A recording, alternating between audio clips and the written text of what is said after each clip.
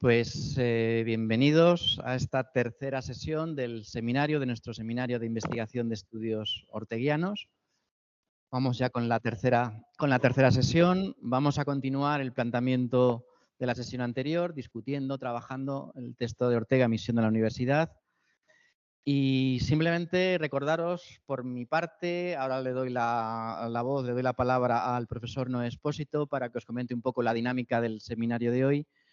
Recordaros que la cátedra de Ortega, la cátedra Ortega sigue con sus tareas, seguimos preparando trabajos, seminarios, encuentros y ya de entrada os anuncio que tendremos este año, este curso, dentro de unos meses, un curso de verano en Mallorca sobre la filosofía de Ortega y las nuevas tecnologías. O sea, ya será la semana de, si no recuerdo mal, Noé, la segunda semana de julio. Ya os pasaremos información. Del 8 al 10 de julio tendremos ese curso de verano. Y más informaciones, más tareas que poco a poco os iremos haciendo saber. También os recuerdo, muchos ya lo habéis hecho, que tenemos un pequeño boletín de inscripción en la cátedra, lo rellenáis y así tenemos vuestra información, vuestros contactos, para mandaros todo este tipo de información que vayamos un poco sacando, publicitando. Y sin más preámbulos, le doy la palabra al profesor Noé Expósito para que os cuente un poco cómo va a ser la dinámica del seminario de esta tarde. Noé. Muy bien, pues buenas tardes, bienvenidos, bienvenidas a todos y a todas a esta tercera sesión del seminario. La estructura será un poco como la sesión anterior. Tendremos tres ponencias en este caso, pero bastante más breves.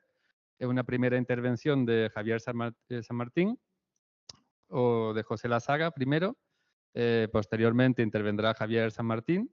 Y en tercer lugar, hoy intervendrá también el profesor Roberto Aras, a quien seguramente todos conocéis, pero bueno, una brevísima presentación. Roberto Aras es decano de la Facultad de Ciencias Sociales de la Universidad Católica Argentina. Es presidente también en la Fundación Ortega y Gasset Argentina y realizó su tesis en 2004 en la Universidad de Navarra sobre el mito en Ortega. Y posteriormente fue publicada la tesis en la Universidad de Navarra.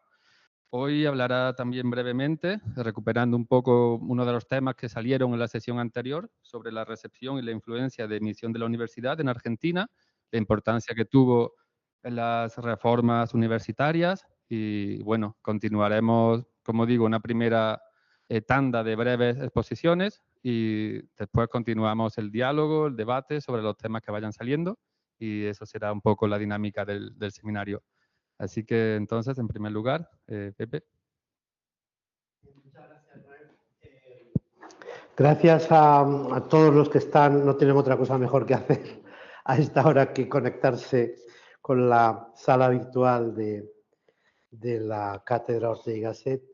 Y bueno, yo creo que la parte fundamental de lo que tendría yo que comentar sobre Misión de la Universidad, pues ya lo hice en la primera sesión. De modo que entonces voy a hablar solo unos breves minutos hablando un poco de la recepción. Me he molestado en buscar estos días en un repertorio bibliográfico muy exhaustivo que editaron justo en el aniversario, salió hacia 1991, que se puso en marcha en el aniversario de 1983 por Donoso y Raleigh. Son los autores, Antón Donoso y el nombre de Raleigh no me voy a acordar. Pero, en fin, es un repertorio que está en las bibliotecas y la verdad es que Harold Raleigh, discípulo de Julián Marías. Es un repertorio bibliográfico muy exhaustivo para todo lo que se publica desde el año cero de publicaciones sobre Ortega hasta 1991. Entonces, voy a hacer un resumen, muy resumen. Entonces, simplemente decir que la repercusión en términos de número, fuera de España se entiende, se produce en Estados Unidos, en el mundo anglosajón, mejor dicho, porque hay varias reseñas en Londres, pero hay muchas reseñas en universidades, en revistas especializadas de universidades norteamericanas a partir de 1945. Yo he contado entre 10 y 15, más de 10 y menos de 15, porque no recuerdo ahora el número exacto, reseñas en revistas especializadas de emisión de la universidad y, por tanto, deduzco, porque no lo he buscado, que la edición inglesa tuvo que ser del año 45, quizás de finales del 44, porque sí he visto una primera reseña más madrugadora del año 44. Hay reseñas, muchas reseñas en Hispanoamérica. No menciono nada de Argentina porque eso lo va a comentar ahora mismo Roberto, pero hay reseñas en Chile, hay varias reseñas en Chile, hay reseñas en México, al menos 2 he encontrado, y en Japón también he encontrado 2 escritas por un jesuita.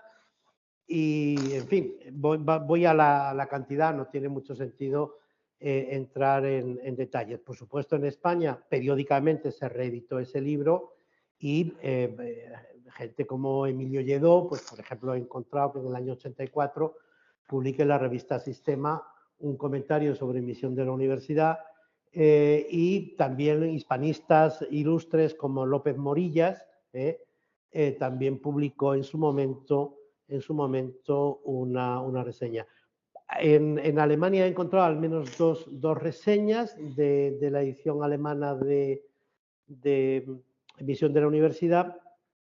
Y termino con, bueno, en Italia hay un ilustre orteguiano, Pelicani, de la Universidad de Nápoles, que publica también un ensayito en 1971, y termino con alguien que parece alejado del entorno orteguiano, que es Sidney Hook, que es uno de los ilustres gente del círculo de la nueva izquierda de Nueva York, vinculado más o menos a Hannah Arendt y algunos amigos comunes, aunque Sidney Hook y Arendt no se llevaron bien, no se entendieron nunca demasiado bien, pero Sidney Hook sí hizo una reseña también en el año, creo que efectivamente, en una revista muy prestigiosa, Nation, hace una reseña en 1945 del libro de Ortega que nos ocupa.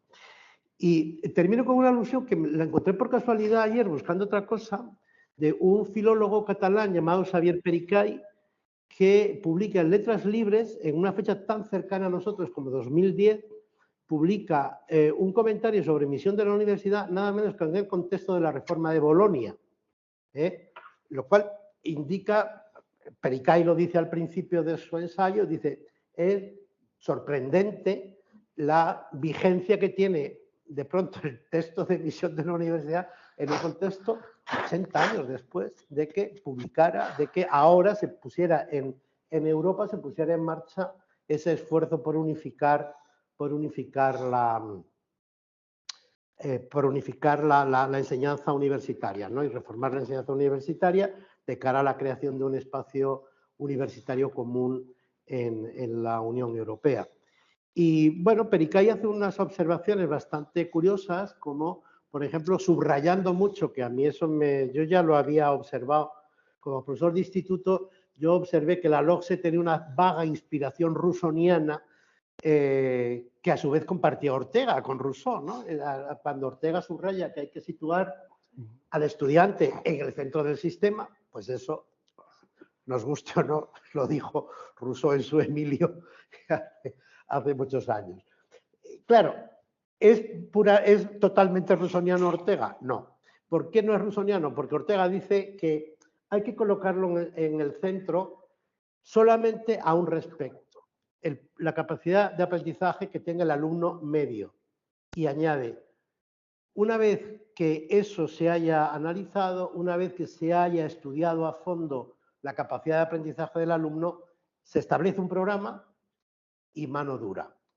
No sé si Rousseau era también partidario de la mano dura, pero la leyenda dice que no. Ortega sí. Ortega subraya que ninguna contemplación, y de hecho además en la experiencia universitaria del 31 al 36 había muy pocos exámenes, los alumnos disfrutaban de una flexibilidad y de una liberalidad a la hora de decidir cuántos exámenes, etcétera, pero los exámenes eran implacables y desde luego los resultados a la vista están. Las fórmulas.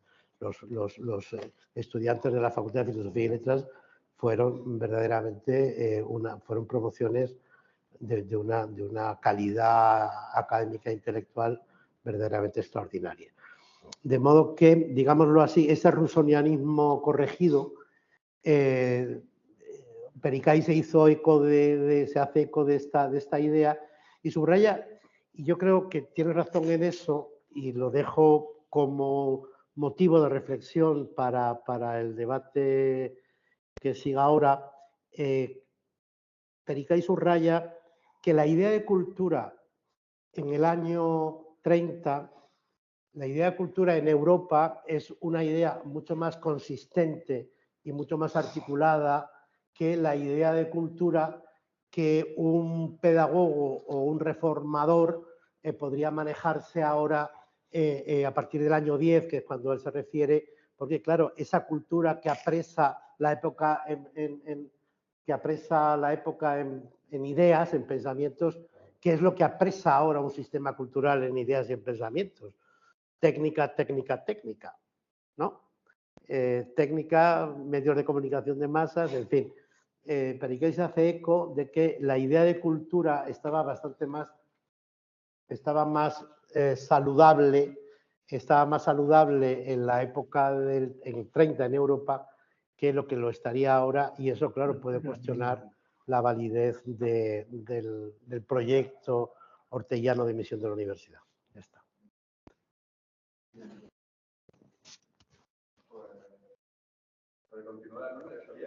Sí, bueno, gracias y buenas tardes y días a todos los que están conectados en la red.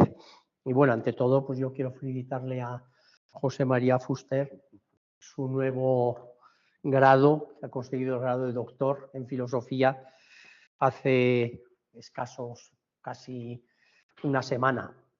Así que mi más cordial enhorabuena, porque es aquí el patrono de esta fundación que nos apoya. Dicho esto, yo voy a dar dos notas. Una primera, comentando una cosita que el otro día suscitó alguna incomodidad, quiero remarcarla. Y luego quiero señalar un tema que me parece que no lo hemos tocado todavía y que creo que nos lleva a uno de los núcleos de emisión de la universidad, que es un libro de rabiosa actualidad. Como ha dicho Pepe, en cuestiones de educación, pues incide, Bolonia no ha hecho más que captar el núcleo fundamental, que es lo que Ortega llama la economía de la educación. Solo se puede enseñar lo que se puede aprender. Yo he sido vicerrector de metodología y nuevas tecnologías en la UNED y tuve que padecer lo que es publicar un texto de 1000 páginas y que los alumnos tuvieran que hacer es aprendérselo para examinarse en un semestre y tener garantizado que iban a aprobar solamente el 10%, porque era absolutamente imposible estudiar eso y tener que combatir eso con el profesor continuamente. Y eso, claro, dice Ortega, eso es la infidelidad de la universidad consigo misma, porque es poner un límite que es inalcanzable, con lo cual estás viviendo en una absoluta falsedad. Yo lo he vivido eso en la UNED, peleándome mucho con profesores y profesoras que actuaban de ese modo, es decir, pedían lo que era imposible de aprender. Lo que el otro día comenté era la incomodidad que es justamente este texto en las obras completas genera al lector cierta incomodidad, porque el capítulo primero, la conferencia en concreto es muy importante, la conferencia que da Ortega en la universidad y que luego no la publica en las entregas, pero es fundamental para entenderla.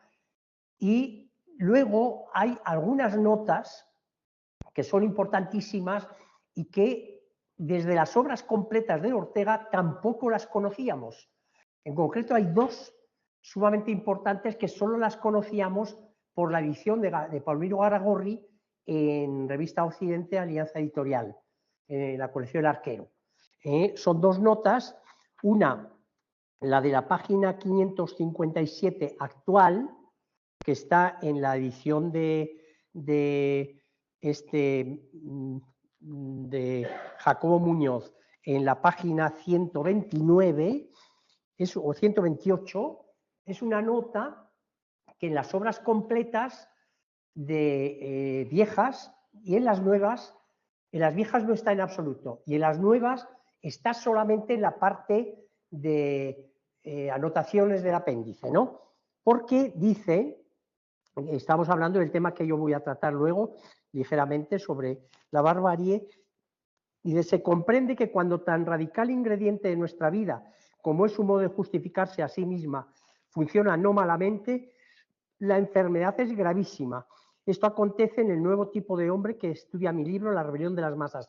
Pues fijaros ahora lo que sigue a esa nota, que se quita en la edición de las obras, se quita en 1940, cuando Ortega introduce la edición de emisión de la universidad en el libro de las misiones, en Argentina, donde ni pone la conferencia ni esta nota. Esta nota dice, pero la edición primera de este libro, de la rebelión de las masas, es incompleta.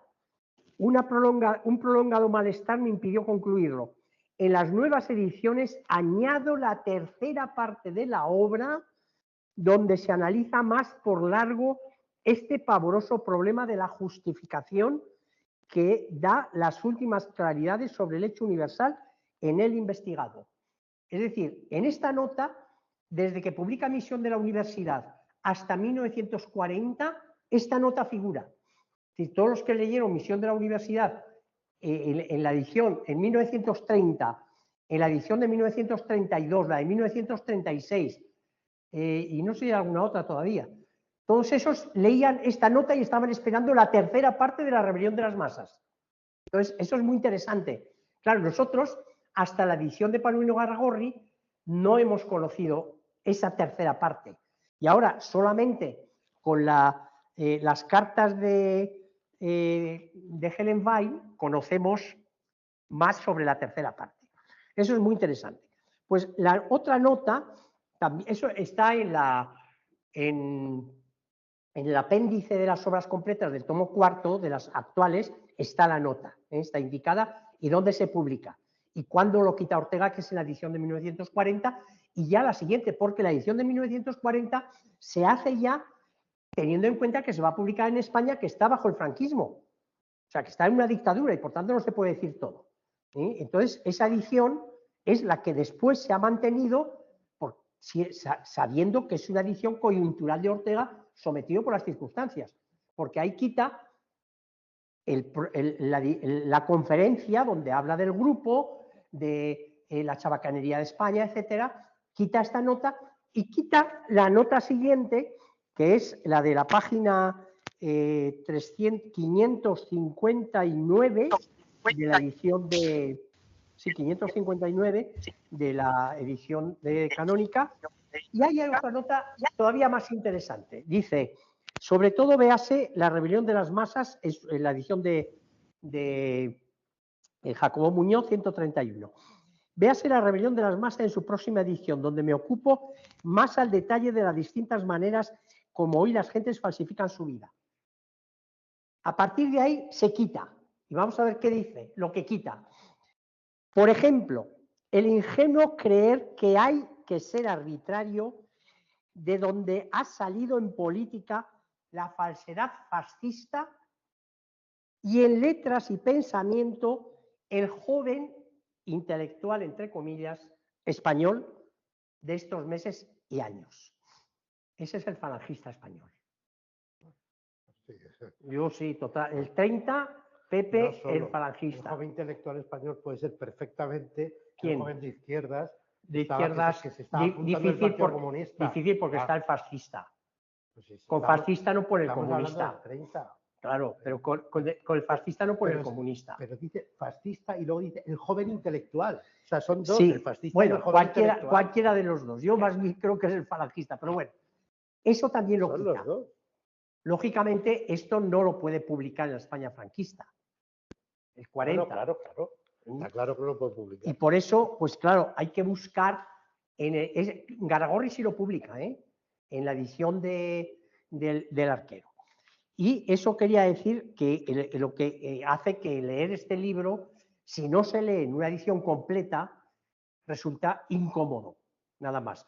Eso no quiere decir absolutamente nada que Pepe y yo no tengamos admiración respecto a las obras completas de Ortega de la edición del 2004 al 2010, que somos grandes admiradores y usuarios, máximamente claro. Usuarios, porque esa edición facilita enormemente el estudio de Ortega, y yo creo que el gran impulso del estudio de Ortega se debe en gran medida a esa enorme tarea que ha sido esa edición. Esto quería dejarlo claro. Bueno, y luego quería comentar que el otro día no tocamos una idea base que está en Misión de la Universidad, que liga la primera parte con la última, que es la idea de barbarie, y que yo creo que es muy importante, porque nada más empezar, ya en la primera entrega, Ortega, bueno, recordar que en el capítulo 12, creo que es, de la rebelión de las masas, habla de la barbarie del especialismo, y ahí Ortega nos cuenta que si viene un astronauta, un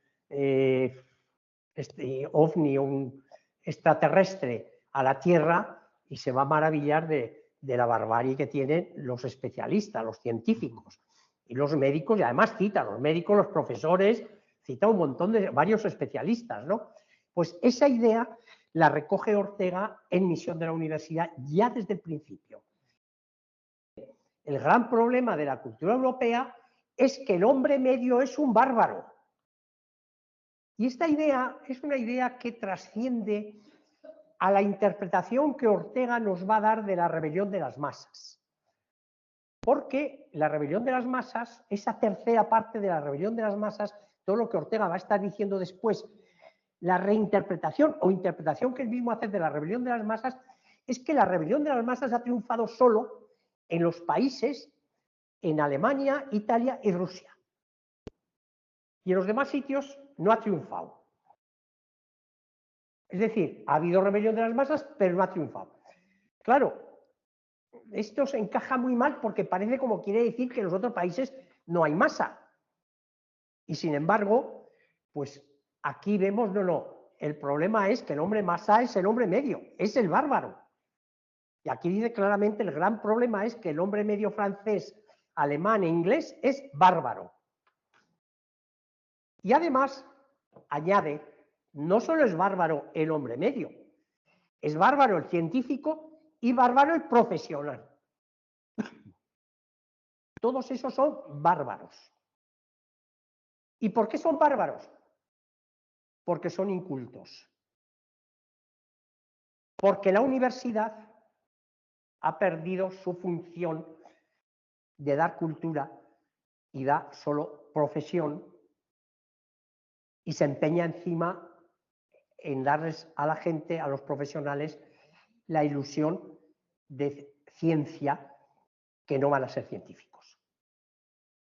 Claro, en la rebelión de las masas hay toda una explicación de qué es ser bárbaro. Aquí no se mete en qué es ser bárbaro, pero se intuye más o menos quién es el bárbaro. En la rebelión de las masas explica que el bárbaro es el civilizado que utiliza la civilización como técnica, pero para cumplir sus objetivos vitales del tipo que fuera, usando la civilización como técnica, pues incluso para la pura barbarie, ¿no? Claro, esto es del año 30. Pensemos todo lo que va a pasar en los 10 años sucesivos. Y entonces, todo el argumento posterior va a ser la necesidad que la universidad tiene de dar cultura, clarificando en qué medida no es necesario que se creen los profesionales como científicos, porque no lo van a ser, pero sí como cultos. Y entonces todo el capítulo 4 va a ser sobre qué es la cultura, el sistema de ideas vivas sobre el mundo y sobre el comportamiento humano, y en el quinto va a ser ya diciendo qué es además la universidad, además tiene que ser ciencia, pero no como objetivo fundamental, solo porque universidad sin ciencia sería esclerotización, escolasticismo, y por eso necesita ciencia. Pero la función clave de la universidad en este momento es que la universidad influya en la sociedad, porque estamos en una época en la que el Estado ya se basa en la opinión pública, y la opinión pública ha sido tomada por la prensa, y para Ortega es la universidad la que tenía que intervenir en la formación de opinión pública como una de sus tareas fundamentales. Porque para Ortega el periodista que domina y crea la opinión pública, pues es una de las profesiones más bajas y más incultas.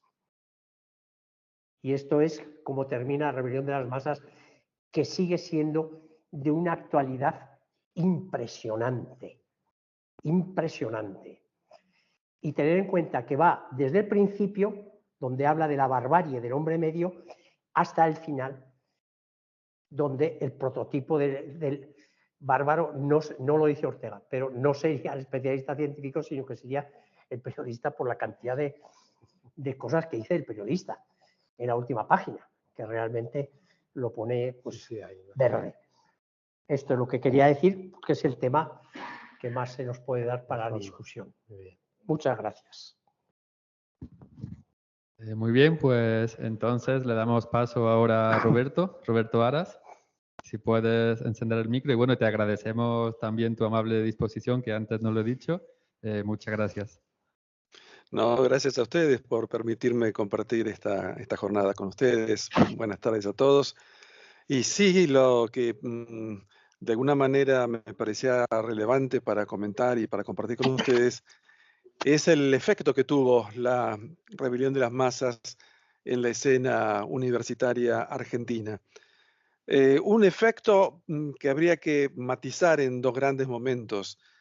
Anterior a su edición, a su publicación, a su gestación hasta diría, es decir, aquello que podríamos concentrar en torno al primer viaje de Ortega a la Argentina, que fue en el año 1916, y lo que sucedió después de la publicación de Misión de la Universidad, muy particularmente en la Universidad de La Plata. Para decir algo respecto de esto que me parece que es una suerte de constante en el pensamiento de Ortega respecto a la universidad, recordemos que cuando llega en el 16 aquí a la Argentina, Ortega ya había publicado reflexiones sobre la universidad. Recordemos esa comparación que hace entre la universidad española y la universidad alemana. Y muy cerca de su fecha de llegada al país, en el 16, en abril de 1915, publica un artículo sobre la Universidad de Murcia.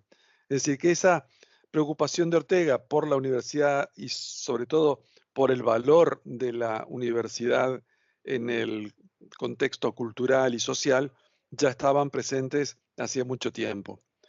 Cuando llega a la Argentina en 1916, es notable la repercusión que tiene su llegada. Él viene a partir de una suerte de puente cultural que se produce entre España y Argentina por parte de España, la Junta de Estudios en el extranjero que financiaba estas estancias, y en la Junta para la Ampliación de Estudios, y en Argentina la Asociación Cultural Española.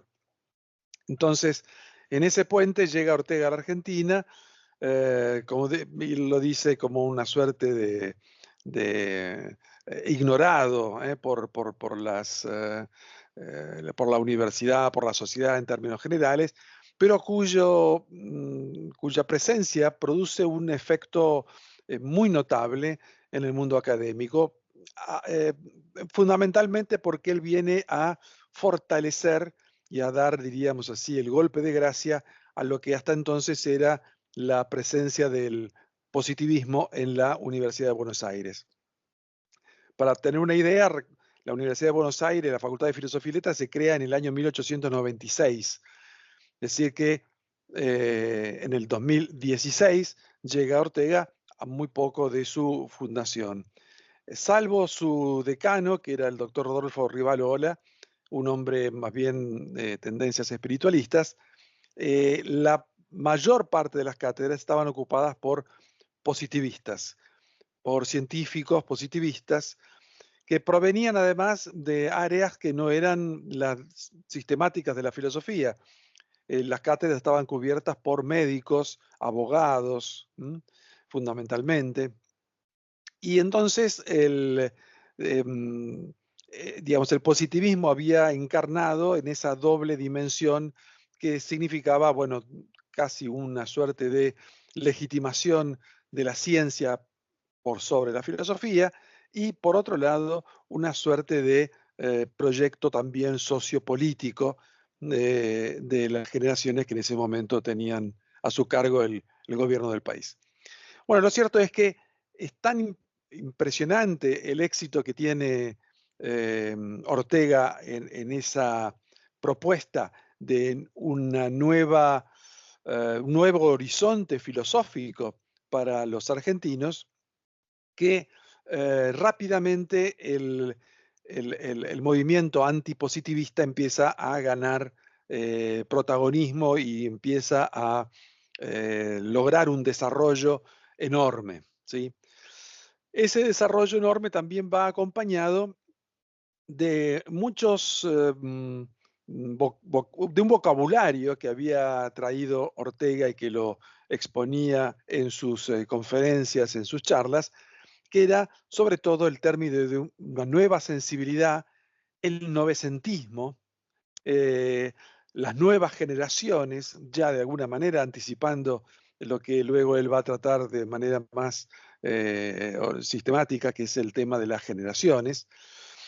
Y entonces su presencia, su prédica antipositivista, da origen a lo que los que lo seguían y que luego tomarían los primeros planos en la Universidad Argentina, fueron sus discípulos, ¿sí? Él generó una suerte de círculo orteguiano y ese círculo orteguiano lo acompañó ya incluso fue muy importante en la segunda visita y menos, lamentablemente, en la tercera.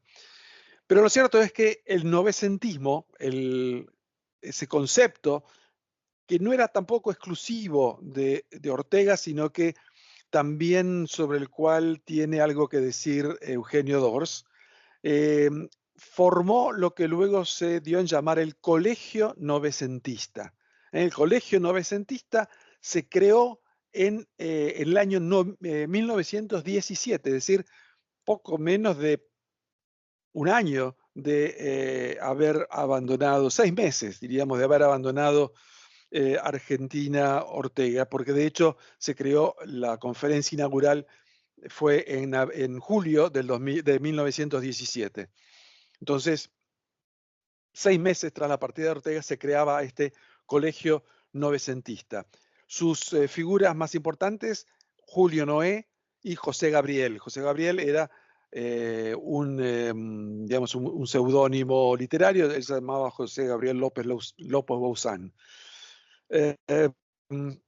Y fíjense cómo lo define José Gabriel en su discurso de apertura del Colegio Novecentista, qué era lo que pretendían. Dice, novecentismo quiere ser una suerte de nombre o seña de la actitud mental de unos cuantos hombres de hoy, nuevos y del 900, a quienes no conforma ya el catón intelectual vigente. Y este catón es el positivismo. Positivismo es, pues, por lo pronto, lo contrario al novecentismo. Entonces, el novecentismo es el puente cultural hacia lo que luego se denominó la Reforma Universitaria de 1918.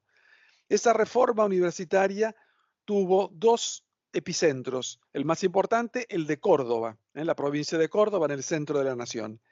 Y el segundo, Buenos Aires. Entonces, un efecto querido o no querido de Ortega fue justamente el haber impulsado por vía de su crítica al positivismo el novecentismo y luego la reforma de la universidad. Una reforma que él, diríamos, sobre la cual vuelve varias veces. Fíjense, la primera vez aparece en un escrito de una revista que se llamó EVE, y esa revista EVE se publicó en 1918, es decir, al año siguiente de fundado el Colegio Novecentista, en la cual, digamos, en esta declaración de la revista EVE, el artículo se llamaba Impresiones de un viajero, ponía énfasis en que Argentina se preocupara por desarrollar una universidad consistente, una universidad protagónica de la vida nacional y que no fuese entonces un terreno inaccesible a quienes podían, desde el punto de vista de la academia, decir algo en los temas fundamentales del país. Lo cierto es que esta suerte de simbiosis entre lo que Ortega propone en sus charlas, sus conferencias, y por supuesto a partir de ese momento, a través de su participación en diversos medios periodísticos, revistas, el Diario de la Nación, empieza a tener digamos, empieza a ser aprovechado por muchos de los que proponían la reforma de la universidad a través de este movimiento. Cuando vuelve a Argentina en 1928, hace su presentación, él siempre dio, en las 3 visitas, dio cursos en la Universidad de Buenos Aires.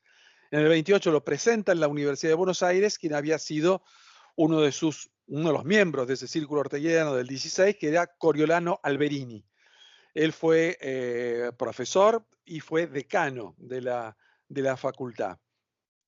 Y a él le siguió un discípulo también de Alberini, pero que también era amigo y próximo al círculo orteguiano, que fue Ravignani. Bueno, lo cierto es que cuando lo presenta Alberini, en esa bienvenida del año 28, hace algunas precisiones.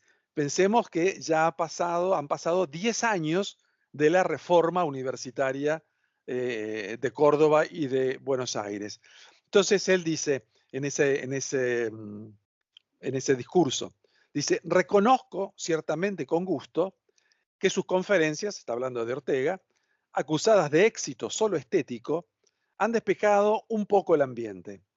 La ramplonería ha sufrido un estremecimiento, se refiere a los positivistas, siquiera periférico. Ya es algo. Con decirle a usted que unos cuantos jóvenes amigos míos han fundado un centro de estudios filosóficos que posiblemente se denominará Colegio Novecentista, y yo seré uno de sus directores espirituales. Es decir, hay una perfecta sintonía entre lo que Ortega proponía y lo que luego dio origen al Colegio Novecentista y consecuentemente a la reforma del año 18. ¿Qué era lo que pretendía la reforma? Bueno, quería sacar lo que denominaban digamos, el utilitarismo, el practicismo de la vida académica, que no era otra cosa que profesores formados en otras disciplinas y que aportaban esa dosis de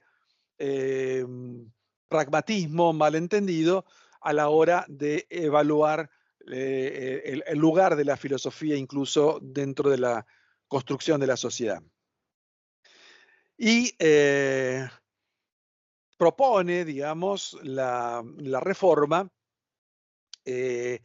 una suerte de nuevo comienzo o una suerte de momento fundacional no solamente para la institución universitaria, sino también para su lugar en las decisiones que se tomaran a partir de allí en la sociedad y sobre todo en la política, ¿no? Entonces, por un lado se veía como un incitador cultural que barría con el positivismo e inauguraba una nueva manera de ver las corrientes de pensamiento en ese momento actuales, y por otro lado le daba o le devolvía al estudiante su protagonismo, le permitía o le avalaba un campo de libertad que hasta ese momento no tenía, la selección de las cátedras, la participación en el gobierno de la universidad.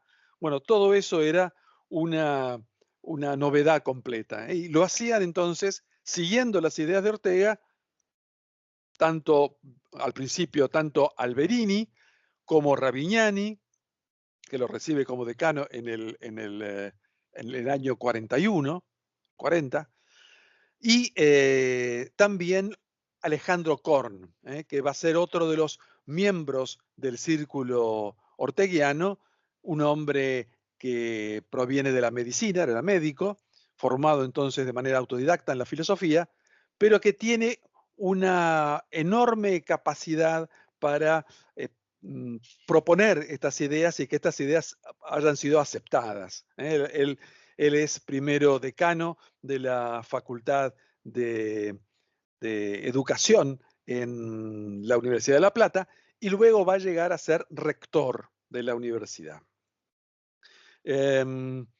Fíjense que este movimiento que podríamos también tildar de juvelinista, ¿no? De propuesta de una renovación y de una juventud que tenía que pasar a los primeros lugares de las decisiones de la Argentina, había sido acompañada entonces por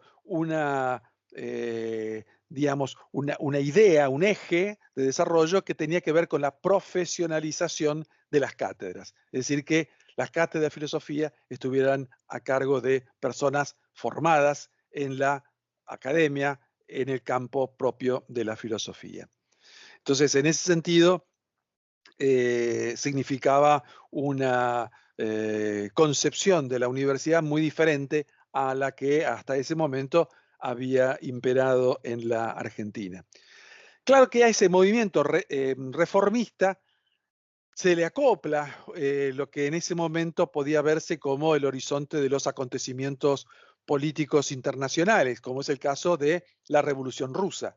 Entonces, todo lo que era en ese momento la preocupación por el lugar del proletariado en la sociedad, se une a la reacción antipositivista y termina entonces conformando un movimiento que también va con el tiempo a tener una suerte de doble dirección, ¿no? Una dirección que va a quedar estrictamente en la universidad y otra dirección que va a rebasar el campo de lo universitario y se va a consolidar también en políticas que ya van a ser más de índole partidista y no tan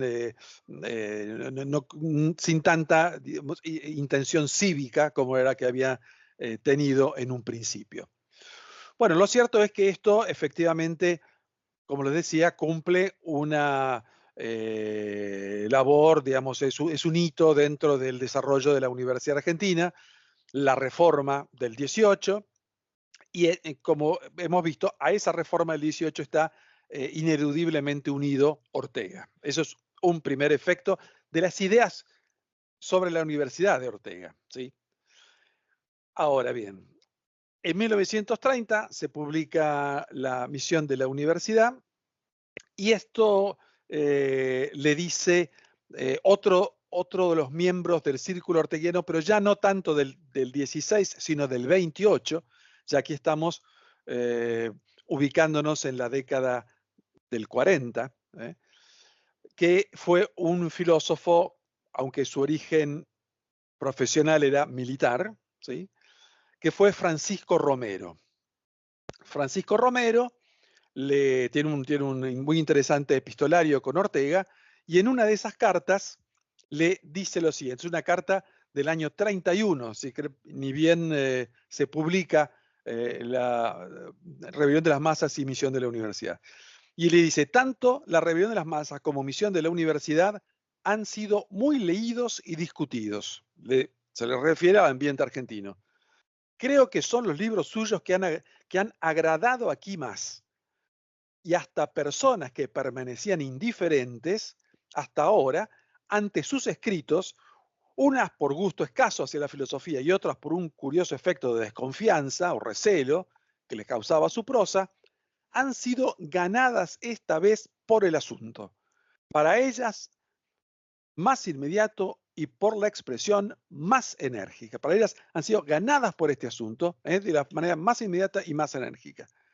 Y dice después, el librito sobre la universidad espero nos servirá de programa para una acción futura. Esto es muy interesante lo que le dice Francisco Romero en el año 31 a Ortega, porque muchos años después, cuando llega a la rectoría de la universidad un político socialista llamado Alfredo Palacios, lo hace primero a la Facultad de Derecho entre los años 22 y 25, y llega luego al rectorado. Él era Alfredo Palacios era una persona que había estado en contacto con los grupos de la Reforma, por lo tanto le interesaba mantener y continuar lo que eran los objetivos de la Reforma, y llega a ser rector en el año 41. En el año 41. Y en ese año 41, según lo cuenta, según lo relata el propio Francisco Romero en un artículo que publica en una revista que se llama Ideas y Figuras, dice así, refiriéndose al proyecto universitario en La Plata, en la Universidad Nacional de La Plata, de Palacios. Dice, su proyecto de reforma buscaba recuperar la unidad del saber articulado en diversas escuelas, facultades e institutos, ya que sostenía que solo la universidad puede ser vista como entidad de cultura, un organismo sintético con una idealidad común. El diagnóstico, entonces, dice él, de la situación expresado en los fundamentos de su resolución, anunciaba los cambios y asentaba que la especialización creciente de las disciplinas cultivadas en cada facultad y el criterio fragmentario de la educación predominante puede conducir a una tecnificación profesional saturada de árido y excluyente pragmatismo, cuyos efectos serán desintegradores de la vida social y de la personalidad del hombre. Como verán ustedes, estamos dentro de un vocabulario sumamente afín al vocabulario orteguiano. No nos olvidemos que Francisco Romero tiene una amistad y un discipulaje bastante continuo en el tiempo y profundo. Él escribe una famosa recensión, que es la primera recensión a Rebelión de las Masas, lo escribe para la revista Sur de Victoria Ocampo, y es entonces alguien muy autorizado para dar cuenta de los principios filosóficos orteguianos. Y fíjense, cuando Palacios decide poner esto en marcha, forma una comisión especial que va a renovar la estructura y el plan de estudios de toda la universidad, y lo pone al frente de esa comisión a Francisco Romero. Y entonces, en los fundamentos para esa reforma, fíjense, Alfredo Palacios dice que la universidad debe hacer técnicos cada vez más sabios, pero cada vez más hombres, para lo cual es necesario que el foco de armonización común deba consistir en una síntesis orgánica y coherente de principios éticos y normas objetivas que contengan la esencia ecuménica de la cultura, orientados hacia fines solidarios, creadores y constructivos. Que esa síntesis suma de valores deberá constituir un curso superior obligatorio como última asignatura para todos los alumnos de todas las facultades.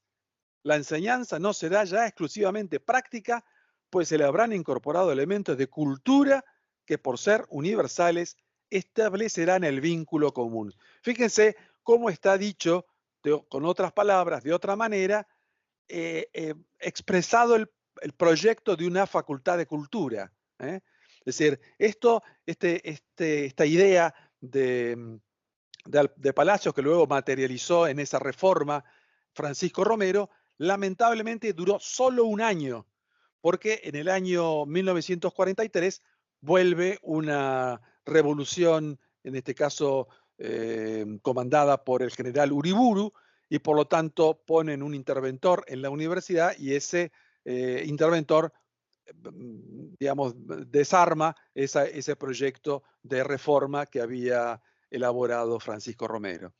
Así que, como verán ustedes, en Argentina la misión de la universidad, las ideas de la universidad sobre la universidad que tuvo Ortega fueron digamos, una semilla de un movimiento tan fundamental como la reforma del año 18 y de proyectos muy concretos como el de la Universidad Nacional de La Plata, que lamentablemente por los vaivienes de la política argentina no pudo asentarse y desarrollarse, porque realmente hubiera sido se hubiera destacado y hubiera sido un enorme progreso para lo que eran entonces los estudios muy enciclopédicos todavía y fragmentados, como decía el propio Romero.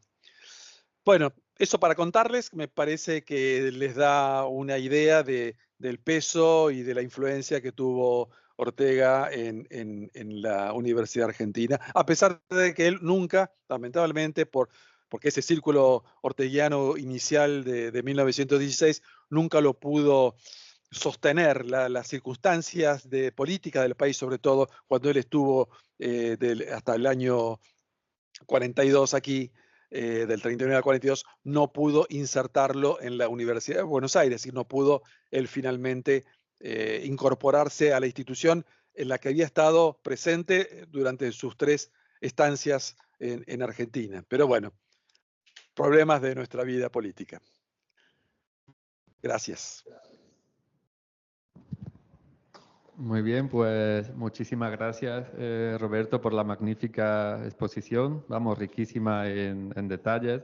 De hecho, pensamos dedicar quizás una línea de seminario justamente a la recepción de Ortega en América. Pues una sesión para Argentina, una sesión para México, porque a la vista está que, vamos, que el tema requiere no solamente una sesión, sino un seminario completo, ¿no? Así que bueno, y además esto gracias. solamente lo que apunté, solamente referido a la universidad. Hay muchos otros temas que también aparece Claro. Ortega y con igual peso. Claro, así que bueno, muchísimas gracias y podemos Gracias. abrir el turno de preguntas, comentarios, diálogo. También a quienes estáis en casa, ¿no? Online, bien levantando la mano en la opción de reaccionar y interviniendo o por el chat. Sí. Me ha parecido antes que había una diferencia entre la barbarie en Alemania y la barbarie en Reino Unido o en Estados Unidos. ¿Podéis elaborar más sobre esa diferencia?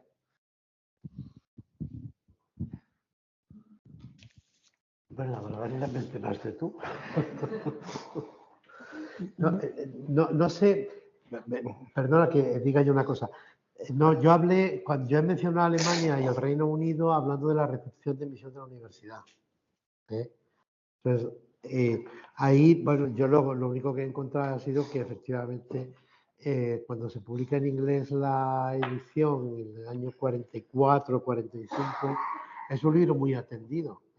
Por ejemplo, en Londres se lee, se reseña el Times Literary Supplement, que es uno de los, claro, el suplemento literario de Times es probablemente una de las revistas literarias más ilustres del Reino Unido, ¿no?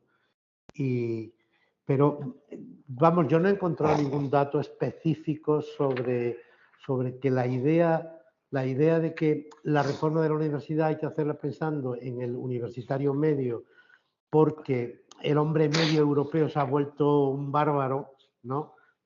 Eso yo no lo he encontrado en las referencias que he visto, porque han sido referencias bibliográficas. Eso ya conecta con el tema de la barbarie que ha mencionado Javier, pero alude justamente al capítulo, si no me equivoco yo, es el capítulo 10 de la Rebelión de las Masas, que se llama el primitivismo y barbarie. Se llama así, ¿verdad? Primitivismo y barbarie. Y entonces ahí lo que viene a decir Ortega es que somos todos, somos todos como hombres medios, que es en cierto modo la situación objetiva de la técnica y de la ciencia lo que nos convierte en bárbaros, porque no sabemos cuál es el principio activo de la aspirina, o no sabemos cuál es la razón por la que la materia ahora, desde Redinger o Heisenberg, la materia es esencialmente discontinua, ¿no? Entonces, claro, el tipo de ideas que implican las novedades de la física cuántica o de la teoría de la relatividad o de la genética o de las técnicas farmacéuticas, pues claro, convierte al hombre medio europeo en una especie de bárbaro porque es incapaz de remontarse a los principios causales y a la información relevante sobre las cosas de las que está disfrutando en su vida cotidiana, ¿no? O sea, que yo creo que esa es la idea de fondo por la cual Ortega dice, claro, entonces se necesita una mediación y esa mediación solo la puede hacer la universidad. Esa mediación entre las revoluciones científicas en marcha, en física, en química, en biología, desde principios del siglo XX, y el hombre medio, esa mediación no la puede hacer la prensa, que es lo que terminaba Javier. No, esa mediación no la puede hacer la prensa, que es la única que la está haciendo. Entonces, esa mediación la tiene que hacer la universidad, que no asume esa responsabilidad. Yo diría que esa es un poco la idea tal y como yo la veo. Yo creo que te refieres a la diferencia que he establecido yo entre lo que dice Ortega en la conferencia, una conferencia que da en Londres a los 20 años de la publicación de la Rebelión de las Masas, en la que dice la primera parte de la Rebelión de las Masas ya no es importante porque se ha cumplido. O sea, se ha dado una rebelión de las masas. Por tanto, ya pues, se ha dado una rebelión y el 51 había fracasado, menos en Rusia. Había fracasado en Alemania y en Italia. Entonces, claro, esa reflexión de Ortega, cuando dice, además en las conferencias sobre cómo es las del 33. Sí, las que dan el Teatro Español. Sí, la de nuestro tiempo. ¿Qué pasa en el mundo? Ahí Ortega establece una línea divisoria entre Rusia, Alemania, Italia y el resto de Europa. El resto de Europa no ha caído todavía, no se ha dado la rebelión no ha triunfado la rebelión de las masas. Ha triunfado la otra parte del eje. Sí, Alemania, Italia y Rusia. Francia e Inglaterra esperan, dice. Esperan, pero no han caído todavía. Y en el 51 dice, la rebelión de las masas ha triunfado y ha fracasado en 2 sitios en el otro lado, ¿no? Por tanto, ya no vale, la primera parte de la rebelión de las masas no tiene interés. Claro, eso te obliga a pensar qué está pensando Ortega realmente con el hombre masa, rebelde, de acuerdo a esa interpretación del 51. Y es muy difícil, porque mientras tanto, pues sabemos que en la interpretación de Marías, hombre masa somos todos. Todos tenemos una parte de hombre masa. Claro, Ortega no dice eso. Y pasándonos ya a misión de la universidad, pues claro, vemos que, lo dice con toda claridad, el carácter catastrófico, o sea, la pérdida de la enseñanza cultural en la universidad, esto es lo que lleva a la catástrofe, dice, esto ha sido evidentemente una atrocidad. Funestas consecuencias de ello que ahora paga Europa. Son del 30 esto. El carácter catastrófico de la situación presente europea se debe a que el inglés medio, el francés medio, el alemán medio son incultos. Claro, la incultura es solo lo que dice Pepe, no saber la matemática que está detrás de la teoría de la relatividad. Yo no lo sé, ¿no? Si eso es solo la incultura, yo iría en otro terreno. Pero bueno, y aquí sigue. Ese personaje medio, y claro, ha citado esos tres, es el nuevo bárbaro retrasado con respecto a su época, arcaico y primitivo en comparación con la actualidad y fecha de sus problemas. Y este nuevo bárbaro, y ahora sigue, ya no es el hombre medio inglés, francés, alemán, dice, no, el profesional más sabio que nunca, pero y más inculto también, el ingeniero, el médico, el abogado y el científico. Que no se salva nadie, ¿no?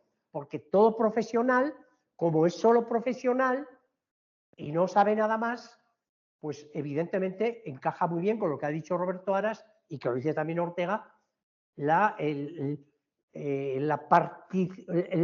romper la vida humana en trozos y no tener en cuenta la totalidad de esta vida, ¿no? En ese sentido hay que verlo. Ahora, respecto a la interpretación de Ortega sobre el triunfo de la rebelión de las masas en estos dos países, pues es problemático porque nos lleva a no saber si solo había hombres masa en los países en los que ha triunfado la rebelión de las masas y en los otros sitios no. Yo lo veo muy difícil esa interpretación así.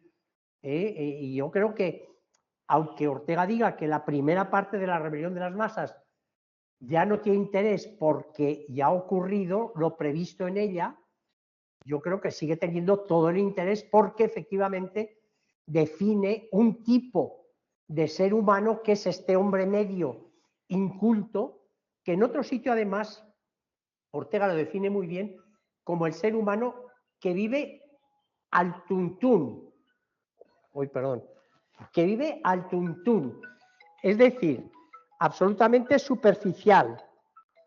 No sé dónde se quita esto. Ya está. Que vive al tuntún, dice Ortega. Y esto yo lo llevo a otro terreno más técnico de la fenomenología, que es lo que Husserl llama la modificación de neutralidad, que vive las creencias o las ideas, lo que quieras, sin compromiso racional. Es decir, sin preocuparse por la verdad de esas creencias o por la responsabilidad racional que tiene la vida humana. Eso Husserl le llama la modificación de neutralidad, que afecta, modificación de neutralidad. Sí, modificación de neutralidad. Es la experiencia, pues que es tomar la experiencia, pues como el lógico pone una frase sin compromiso racional de esa frase. Si el lógico te pone una frase como ejemplo proposicional, está nevando, pues claro, si es un ejemplo, ya entendemos que puede no estar nevando en la calle. Y hay que tomar así esa proposición.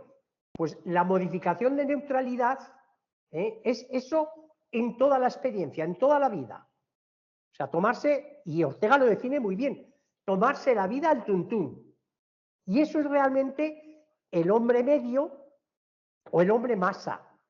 Pero claro, ahí ya estamos en una tesitura más moral, más de otro sentido de autenticidad de la vida que aquí no aparece. Sí aparece en la rebelión de las masas, pero aquí en Misión de la Universidad no aparece ese sentido de vida al tuntún o de superficialidad de la vida, pero sin lugar a dudas lo que está, porque Pepe me decía una vez que aquí no aparece por ningún lado la ética, y es cierto, no aparece la ética, pero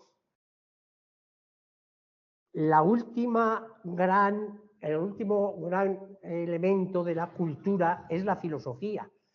Y claro, la filosofía no es erudición.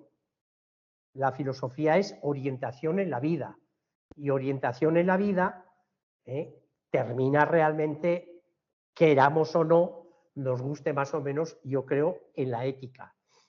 Y yo creo que ahí la ética sí es importante para terminar el gran edificio de la cultura, que Ortega aquí no lo dice, pero en todo el trasfondo de la filosofía de Ortega, y Pepe me daría la razón, que el gran diseño de Ortega es las figuras de la buena vida, de la vida buena. Esa es la felicidad, claro.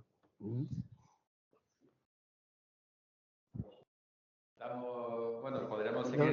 Yo luego pido la palabra, pero después después de la retomamos gente de... este tema porque hay Claro. muchas cosas. Carlos, ¿puede intervenir?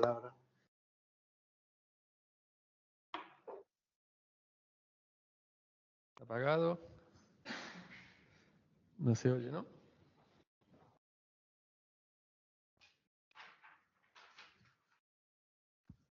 No te oímos.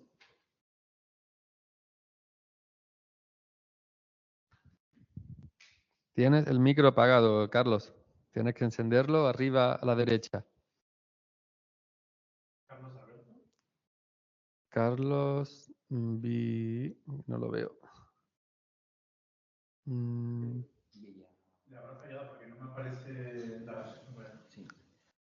Carlos Villarino. No, no te oímos. No se te escucha, ¿no?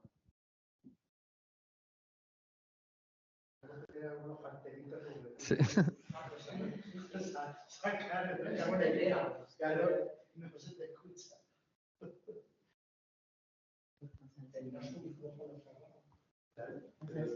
Sí, bueno, pasamos sino al siguiente y porque abajo aparece el micro apagado. Por eso no podemos.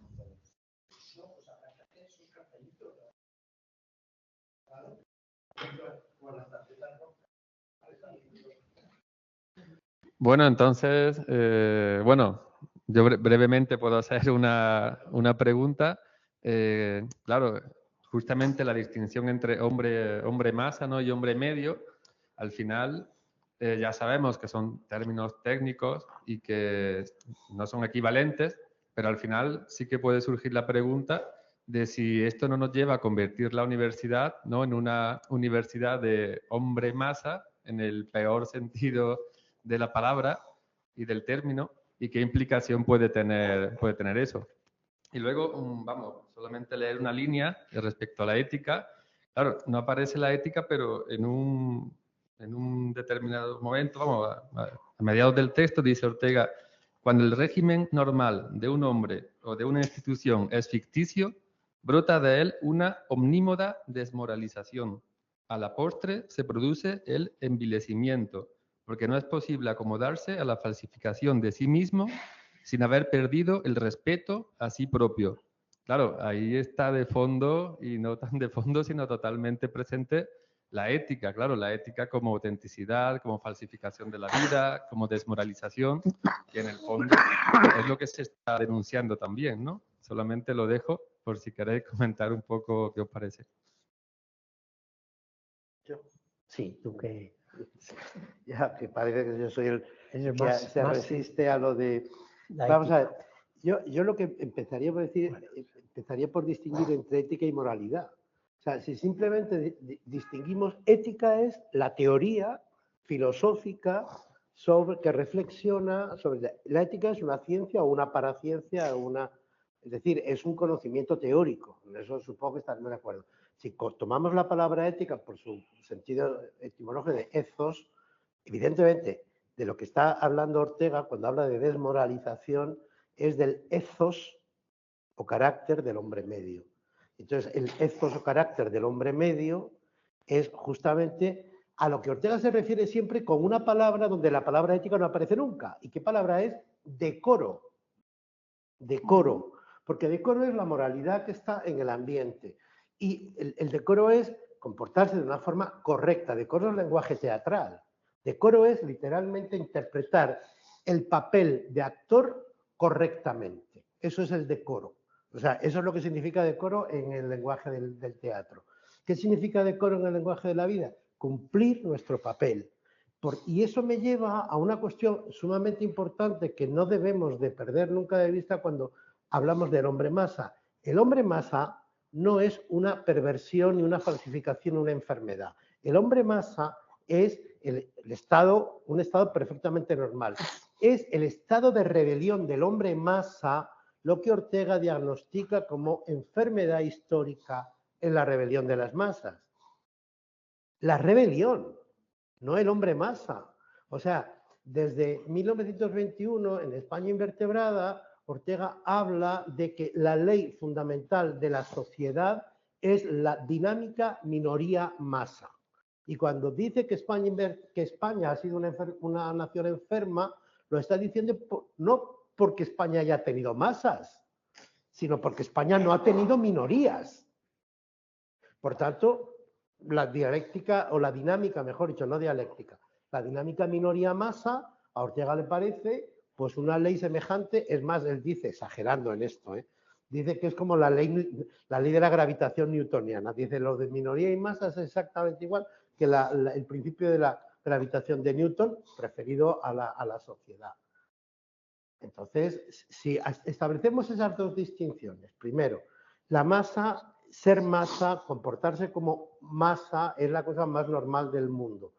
Las naciones entran en un estado de enfermedad histórica cuando se produce el estado de rebelión de las masas. Eso tiene que ver con como lo decía. Cuando Ortega dice que está amortizada la primera parte, ¿cuál es la parte que no está amortizada? ¿Cómo se llama la segunda parte de la rebelión de las masas? ¿Quién manda en el mundo? Es decir, ¿cuál es el problema de la organización política de la esta? Entonces, en ese sentido, yo creo que la rebelión de las masas es más bien un libro de metapolítica. Yo no diría que es un libro político, para no llevar la razón, no llevar la contraria a Ortega. Dice, este libro y yo no somos políticos. Yo estoy de acuerdo, pero es una reflexión metapolítica. ¿Quién manda en el mundo? ¿Qué significa esa pregunta? Y claro, y al fondo siempre la vida humana es la vida que o se salva como autenticidad o se falsifica. Eso siempre. Pero es que eso no es ética. Eso es vida. Eso es vida humana. No, pero no vamos a discutir por eso, ¿vale? O sea que yo esa dimensión, si le queremos llamar a eso dimensión ética, yo lo concedo sin mayores reservas, con toda razón. Yo te diría cuatro cosas tengo aquí apuntadas. Está muy astuta tu pregunta, muy ingeniosa, porque es cierto. Es que el hombre medio, que utiliza Ortega, la palabra medio, en la economía de la enseñanza, es una medida. Por tanto, es un elemento técnico de medir la capacidad de aprendizaje. No tiene ninguna otra significación. En cambio, cuando utiliza el hombre medio, inglés, francés, alemán, es una evaluación, no es una medida, porque ya dice es un inculto. Hay también una medida, es decir, no sabe, pero ya en el sentido de la Aufklärung, es un no saber culposo. Entonces ya hay una evaluación en ese sentido. Y luego la otra parte que has citado, lo del envilecimiento, se refiere a otra cosa.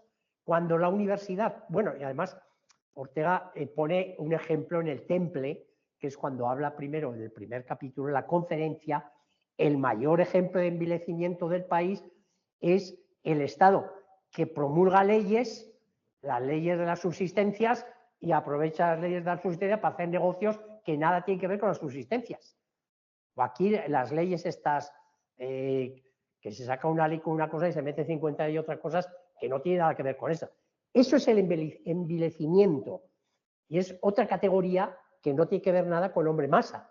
Sino que lo que pasa es que la universidad, desde el momento en que quiere enseñar mucho más de lo que se puede aprender, por tanto ya está viviendo en la ficción.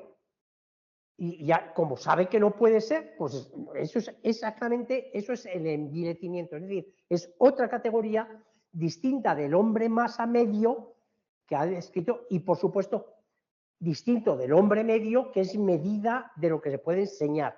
Claro, todos estos detalles, pues a lo mejor hubiera estado muy bien que Ortega los aclarara y no usara las palabras, igual la misma palabra para dos cosas muy distintas, ¿no? Pero también es la tarea del hermeneuta, pues aclarar esos detalles, ¿no? Y luego, ¿quién manda en el mundo? Yo le diría a Pepe que tiene razón, pero es que yo creo que la palabra manda, hay una diferencia en la rebelión de las masas de 1930 y la de 1936 o 1939. En 1930, quien manda en el mundo es quien dicta los mandamientos del mundo. ¿Quién dicta los mandamientos? Es decir, ¿quién domina la opinión pública? Mientras que en 1936 es más el mando, ya, y sobre todo cuando se mete en el Imperio Romano, es el mando político. Hay un giro ahí en Ortega sobre la palabra mando, porque cuando está estudiando el Imperio Romano, además estudia el Imperium, o sea, empieza Ortega a dar muchas vueltas al mando real político. Incluso en Misión de la Universidad hay un tema muy bonito cuando exige que la universidad tiene que ser competente de cambiar la opinión pública, es decir, de tener influir en la opinión pública, con lo cual ya la palabra mando tiene un doble sentido. Pero yo creo que lo más importante de mandar, cuando Ortega la escribe, está relacionado con los mandamientos, que además pone el chiste del gitano, ahora que nos hemos aprendido los mandamientos, nos van a quitar. Es decir, está mandato con mandamiento, que es opinión pública. Y yo creo que hay un cambio en Ortega a lo largo de cuando escribe sobre todo el prólogo para franceses, que hay una orientación más política que cuando escribe La rebelión de las masas. Eso es mi opinión. No, es que además toda Europa la cuestión política ha surgido, Claro. se ha puesto en primer lugar, por eso escribe en cuanto al pacifismo, que yo Claro. creo que es un texto casi contemporáneo del prólogo. del prólogo para franceses, y claro, ahí es todo el rato una reflexión sobre qué es lo que ha fallado en Europa para llegar a la situación de que precisamente el fascismo haya triunfado tal. Francia esté atravesando una crisis muy profunda, que no hay que olvidar. El Reino Unido ha atravesado en los años 33, 34, el Reino Unido ha tenido un ciclo de huelgas verdaderamente espantoso. El Partido Laborista se ha planteado seriamente, que eso se lo echa en cara, que eso nunca se menciona. El Partido Laborista se ha planteado seriamente hacer un frente popular y los laboristas británicos han dicho, no queremos frente popular. Ahora, para vosotros los españoles el frente popular está muy bien. Febrero de 1936. O sea que eso nunca se comenta. Cuando se comenta la lectura que hace Ortega de la situación europea y española, entre paréntesis, porque no la menciona expresamente en cuanto al pacifismo. Entonces, claro, evidentemente el tema de la situación política entendida como quién manda, quién controla el Estado, ¿no? Es decir, qué ideas controlan el Estado, porque el Estado es quien ejerce el poder sobre la sociedad. Claro, eso es lo que está ahí en primera fila y eso es lo que no se plantea del Imperio Romano, claro. Sí, y una anotación más. Tienes toda razón, ética es una parte de la filosofía, una teoría, y por eso entra dentro del conjunto de lo que debe transmitir la universidad para formar el ethos de la gente, ¿no? Pero claro, el ethos lo forma la universidad dándole ética. Claro. Y con el ejemplo. Y con el ejemplo, y luego en la facultad de cultura, ¿no? Enseñando las conexiones entre las ideas físicas, biológicas, etcétera, ¿no? Muy bien, pues a ver, Carlos Villarino, si puedes. Ahora parece que sí. El micro está encendido al menos. A ver.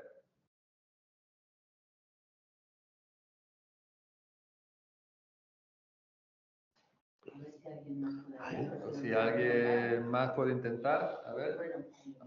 Sí, Roberto ahora se ha conectado sin problemas. O si no, por el chat, si se puede escribir por el chat. Es una pena que no consigamos.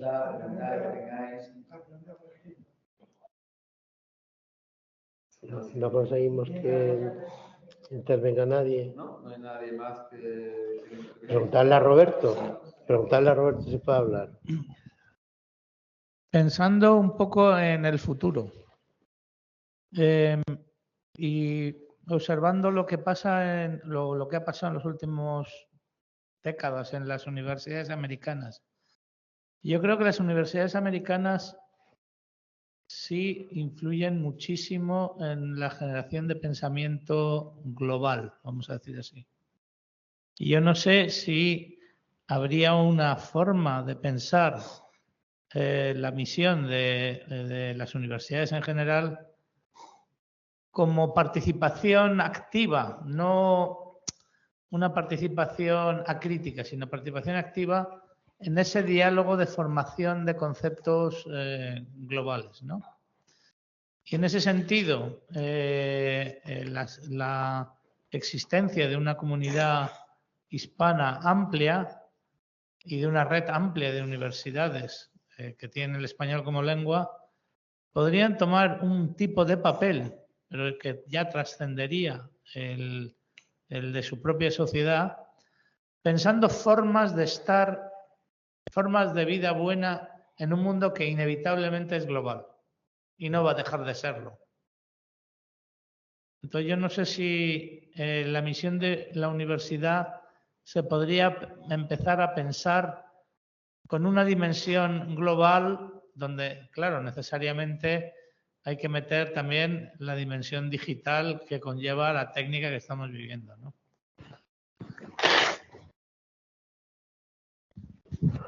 Bueno, ya voy a decir algo mientras si hay alguna palabra. Sí, no, iba. No pido solución. No, claro. ¿Había alguna palabra pedida que quiere intervenir? ¿No? Yo sí te diría que lo que dices es que la universidad norteamericana, que me imagino que te refieres a Norteamérica, ¿no? Influye en la sociedad global. Es Pepe y San Martín que... Yo creo que sí. Lo que pasa es que, fíjate, lo que está ocurriendo en América, ¿Tu coche quieres que te lleve? Yo lo tengo No, ahí. voy en mi coche. Va a ser el tuyo. Porque yo Es voy a aprovechar. tremendo, ¿no? Es a las 7. 7. A ver.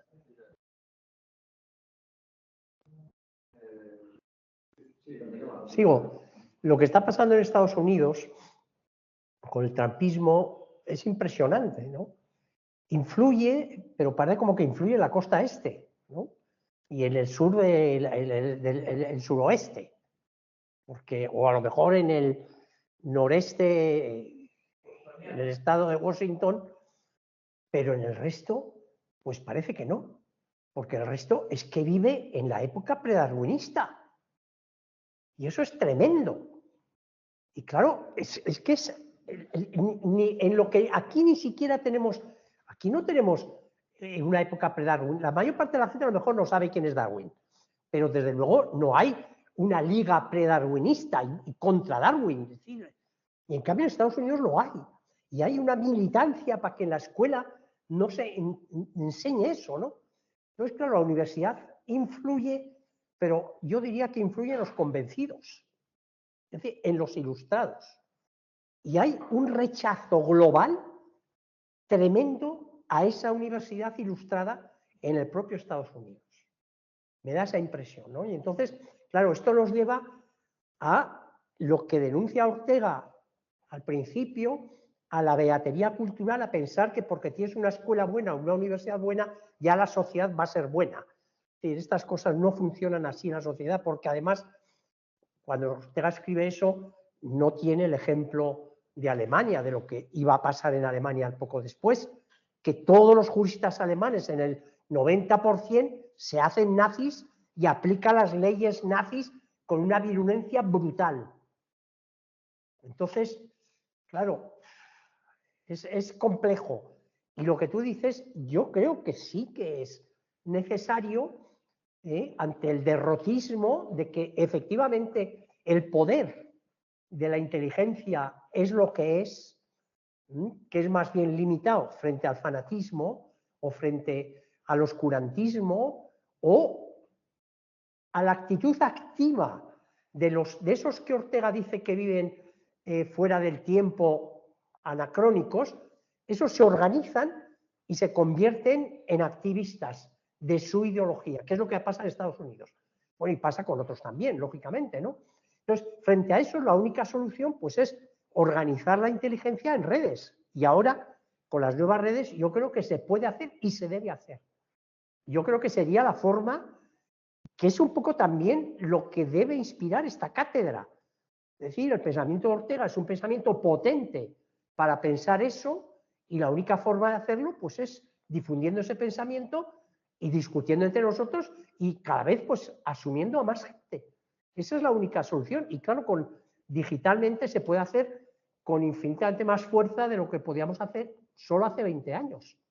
Yo creo que eso es un poco el futuro, ¿no? El futuro de la influencia de la universidad en la sociedad es mediante este sistema de redes que discuten estos temas con toda claridad y bueno, pues en red, lógicamente. Bueno, tenemos a Carlos Villarinos esperando, pero no sé, a ver, Carlos, si lo quieres intentar de nuevo. Si no, bueno, escríbeme, si no por correo, te he mandado un correo, escríbeme y yo leo la pregunta. Y si no, pues Andrés, si puede encender el micro. El que tiene el micro cerrado. Sí, el micro cerrado. Hola, buenas tardes. Yo la pregunta que quería considerar es la siguiente, a la luz de lo que se ha dicho antes precisamente. Claro, hemos hablado de qué pasa con las universidades americanas y cuál es la relación con la sociedad, pero a mí también me preocupa, una vez que uno ha leído Misión de la Universidad, también el lugar de la filosofía en la universidad. Y precisamente cuando he oído la intervención anterior, pensaba en esa distinción entre una filosofía mundana, de la que habla Kant, y una filosofía casi escolástica. Y me atrevería a decir que en el mundo anglosajón nos encontramos con un tipo de situación muy similar, propiciado por la filosofía analítica. Entonces, yo no sé, no tengo muy claro, pero me gustaría saber qué pensáis vosotros sobre la concepción que tiene la filosofía, que tiene Ortega de la filosofía dentro de la universidad. Y eso creo que podría resultar bastante claro. Y si también pues, le atribuimos una función formadora a la filosofía, ¿hasta qué punto con esa falta de filosofías mundanas que no entiende nadie contribuimos a esa formación? Muchas gracias, nada más.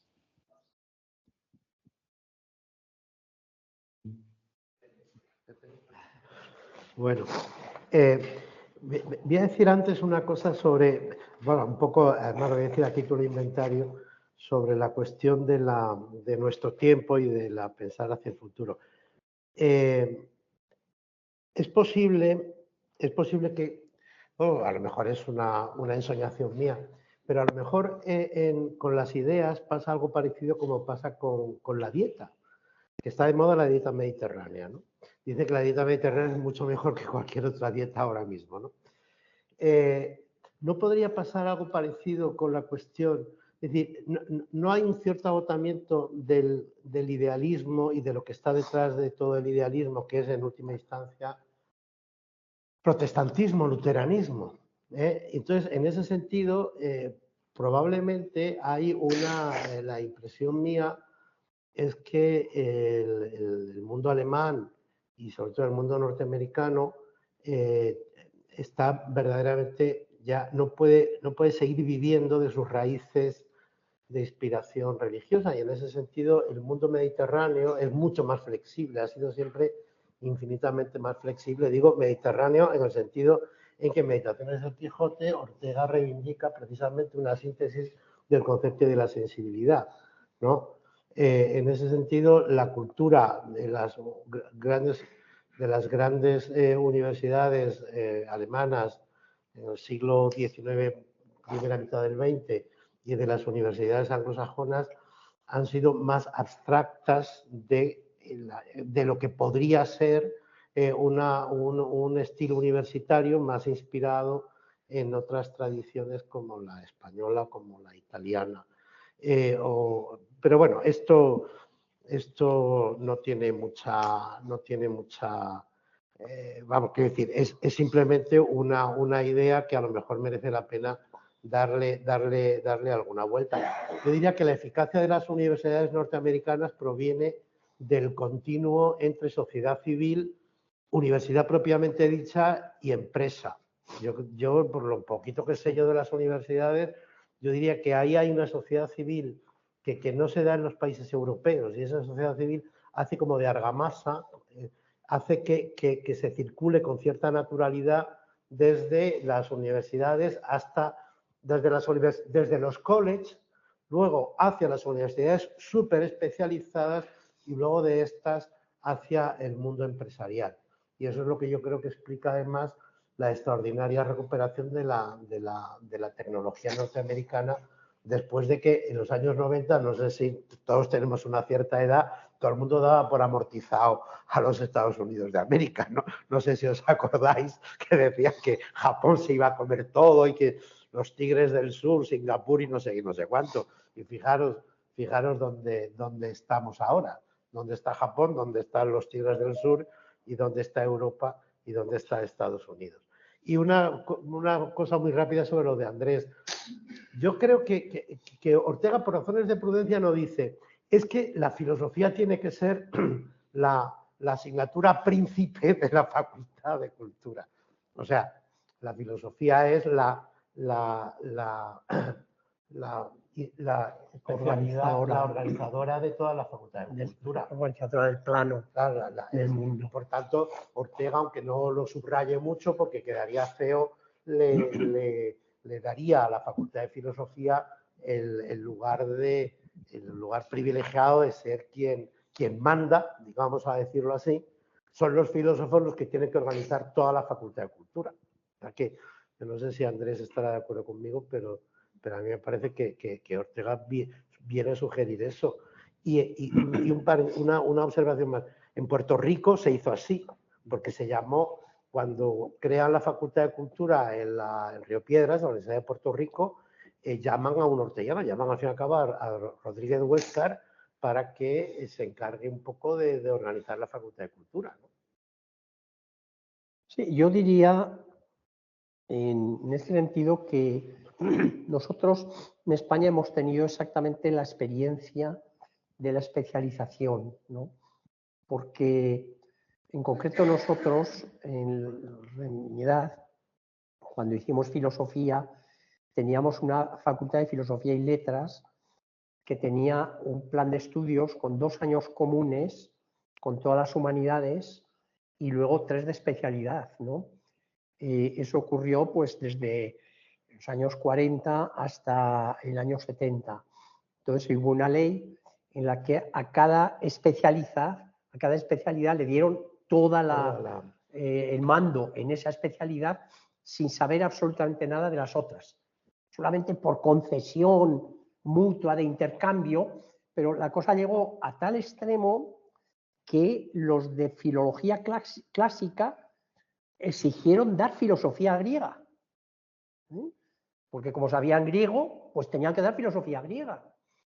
Y los de historia exigieron dar filosofía de la historia y metodología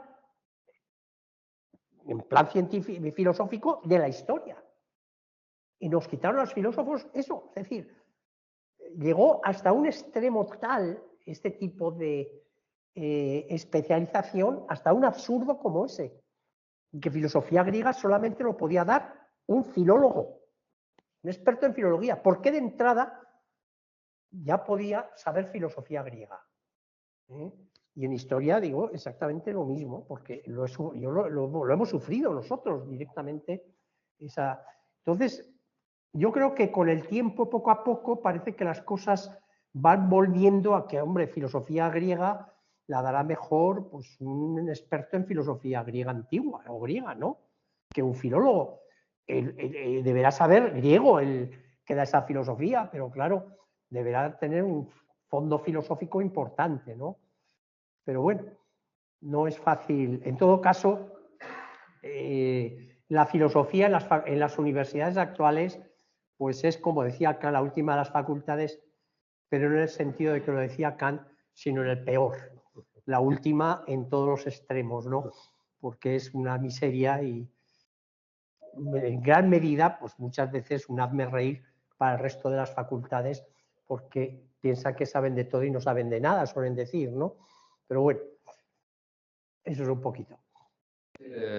Bueno, ya que Carlos Villarino no ha podido intervenir, sí que ha mandado 2 preguntas que leo y así por lo menos pues puede intervenir por escrito. La primera pregunta es, ¿qué relación hay entre el diagnóstico de la nueva barbarie y la chabacanería como la enfermedad radical de España y del español? ¿Son sinónimos? Esa es la primera pregunta, ¿no? Si son sinónimos. Y la segunda, Ortega define la cultura como el sistema vital de las ideas en cada tiempo y propone, en misión de la universidad, una facultad de cultura. Parece referirse a este sistema vital como nuestras efectivas convicciones o la fe vital. Asume como supuesto una única cultura o sistema vital. ¿Pero existe hoy una única cultura o varias? ¿Un único sistema vital de ideas o varias? ¿Existen unas convicciones compartidas? Pues ahí queda la pregunta. Sí, sí, son muy buenas preguntas. Son muy buenas preguntas, sí. Las dos. Yo me atrevo más con la segunda. Bueno, la primera meto yo. Vale, vale, pues ya está. La chabacanería. Nos repartimos el trabajo. Dice, Sí, al fin y al cabo dice Ortega muy bien que la chabacanería ni siquiera es un crimen, ¿no? Es menos que un crimen. Un crimen es una cosa seria, real. En cambio, la chabacanería no tiene ni esa entidad. Es decir, la chabacanería es una especie de, no sé, miseria humana, es decir, algo así, ¿no? Es decir, ¿qué es lo que en otro sitio ha definido? Eso, vivir al tutú, pero por los garbanzos más inmediatos, ¿no? Algo así. No se puede calificar ni de crimen, dice. En cambio, yo creo que la barbarie sí. Yo la barbarie le pondría más seriedad que a la chabacanería. Y entonces, y precisamente, de un crimen uno se puede arrepentir. De la chabacanería no. Porque si uno es chabacano, es que no hay forma de salir de la chabacanería. Yo ahí vería un poquito esa diferencia, ¿no? Es para ser de puente entre las 2 preguntas y ahora que intervenga Pepe, porque bueno, una distinción que siempre Javier hace mucha, insiste en la ambigüedad del concepto de cultura en Ortega, sobre todo en ese texto, si quiere brevemente comentar algo sobre eso. Sí, claro, es que cultura es un concepto muy amplio y al principio creo que ha sido Roberto Aras o no sé cómo ha salido, o Pepe mismo, que la cultura en la época de los años 30 captaba mejor, tenía un concepto mucho más amplio, porque cultura realmente Ortega la está tomando en el sentido alemán de Bildung, de formación. Mientras que la cultura en términos más de ciencias sociales es la cultura que define Taylor, que es el conjunto de cosas transmitidas por herencia en la sociedad, donde entran tanto las técnicas más elementales como los usos, como las creencias y las ideologías. Entra todo. Mientras que aquí Ortega son las ideas vivas, que son las creencias, porque aquí todavía no ha identificado ideas con creencia exactamente en este texto, pero cuando Ortega aquí habla de ideas, es lo que en adelante va a llamar creencias, y que son las creencias sobre las que realmente se basa nuestra vida ordinaria y sobre las que montamos pues absolutamente todo, ¿no? Esa es la cultura. Lo que pasa es que estas ideas o estas creencias, para que sean formativas, tienen que tener pues diríamos, un crisol universitario para convertirlas, diríamos, en creencias justificadas, que serían las verdaderamente formativas. Y de ahí, claro, vendría el problema de esa cultura única, que preguntaba con mucho sentido, porque es una pregunta muy buena. No, efectivamente, yo creo que uno de los problemas de fondo, de los problemas serios que tiene Misión de la Universidad, y la idea de cultura en Misión de la Universidad, tal y como la intervención de Carlos la ha fijado, las ideas que están en el tiempo, etcétera, es que no había Ortega profundizado la distinción entre ideas y creencias. Ni siquiera 2 años después, en el 33, en torno a Galileo, que es un texto que le da mucha, es decir, revisar Misión de la Universidad después de En torno a Galileo le habría venido muy bien a Misión de la Universidad. En Misión de la Universidad todavía Ortega se hace un lío con la distinción de ideas creencias, porque él ya ha avanzado algo y habla de convicciones y habla de las convicciones del tiempo, pero no termina de tener claro Ortega en el 33 qué son esas convicciones del tiempo. Él ya sospecha que una época histórica tiene una especie de estructura profunda o de subsuelo, habría que decir con una metáfora arquitectónica, de suelo o de subsuelo, que es producto de la cultura, pero que no es cultura en el sentido de que luego va a decir los mundos interiores. Las ideas son mundos interiores. Una vez que ha publicado ideas y creencias, dice, están las creencias, luego están los mundos interiores. ¿Qué son los mundos interiores? Las ciencias. Las ciencias, la religión, no la religión como creencia popular, sino las ideas religiosas que tienen las minorías, ¿no? O que tiene la gente, ¿no? Lo que llama experiencia de vida, es decir, los mundos interiores son, la ética es otro mundo interior, los valores son otro mundo interior.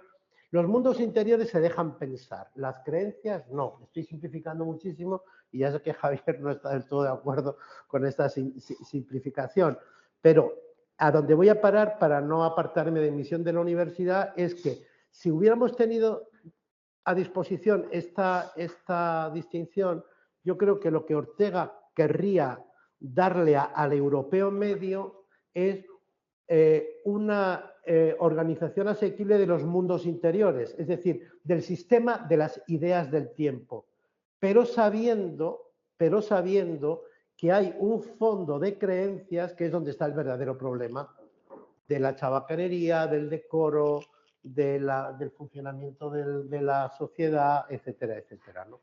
Entonces, mientras que aquí todo se fía a la cultura, Misión de la Universidad es una visión idealista de la cultura. Y después de En torno a Galileo ya Ortega ya no es tan idealista, pero esto es todavía idealismo. Idealismo del bueno, pero idealismo. Digo, en honor a los fenomenólogos presentes en la sala. Yo no diría que es idealismo por decir ideas vivas, porque la idea viva no es idealismo. Una idea viva, sabiendo que Ortega, esas ideas vivas son creencias, lo que luego va a llamar creencias, no se le puede llamar idealismo.